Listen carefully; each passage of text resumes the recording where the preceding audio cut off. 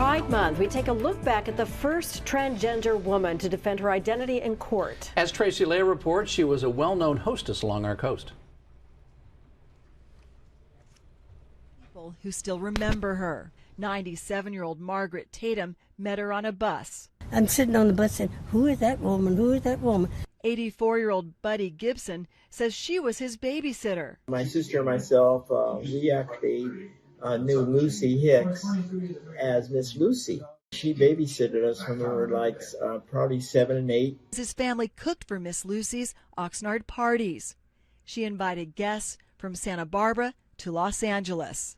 But she would always come in and actually see how our welfare was by bringing us little snacks and make sure we had toys. They bragged about knowing Lucy because she was flamboyant. Author and historian Jeffrey Malhart remembers his family and rancher John McGrath talking about the 6-foot African-American who babysat for prominent farming families too. They respected her because she was a good cook, but she'd also go out there and participate with the kids.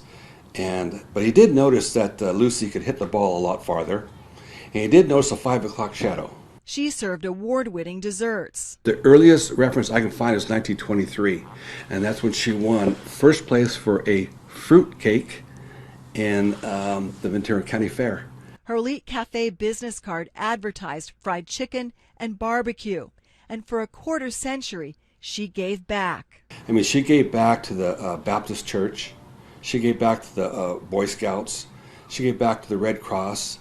She even bought $50,000 worth of war bonds. $50,000 would be $1 million today. But her wealth wasn't from cooking or caretaking. She earned money as a bootlegger with a speakeasy and is the owner and operator of a busy brothel made up of cottages along the 600 block of South B Street. Gibson remembers napping on military duffel bags in her home where she kept her cash. As I got older, I understood we were sleeping on Navy duffel bags full of money. I remember when she was picked up and taken to jail. She was arrested quite a few times, mostly during Prohibition for bootlegging. During one run-in with the law, banker Charles Donlin bailed her out. Charles Donlin was the one that got her out of jail one time because he had a big dinner party and he needed her to go ahead and cook for it. But when local sailors contracted venereal disease, they blamed their companions in Hick's house of ill repute. Dr. Hilary Mangan checked everyone despite Lucy Hick's protests. And that's when Lucy was checked out by this Dr. Magnan and found out that she was a he. And in my mind, I said, she looks more like a man than a woman. Critics soon called her the Madame who was a man and a female impersonator. In hopes of making a film about her, Shane Davis learned Lucy was born Tobias Lawson in Waddy, Kentucky in 1886 and not 1901 as she had claimed. She may have been intersex. When she was 3 years old, her mother took her to a doctor. He said that she was more female than male. Her first marriage to Clarence Hicks fell apart on their honeymoon. She said no one objected to her second marriage to Corporal Reuben Anderson, a white military policeman. She went to prison for a year because of falsifying a federal document. And that federal document was her marriage license. The Press Courier was the popular paper back then. The building is now a senior apartment complex. In 1945, Press Courier reporters covered Lucy Hick's perjury trial here at what is now Ventura City Hall.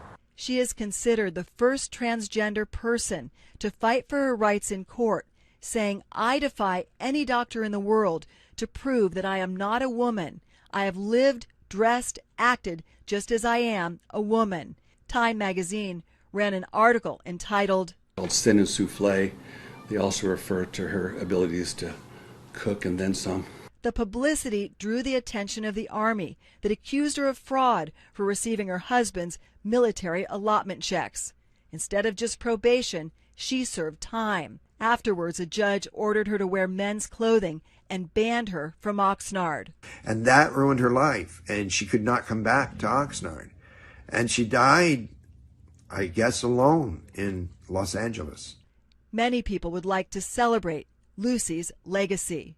She is a hero, and to me, she's an important part of the history of Oxnard. In Oxnard, I'm News Channel reporter Tracy Lair.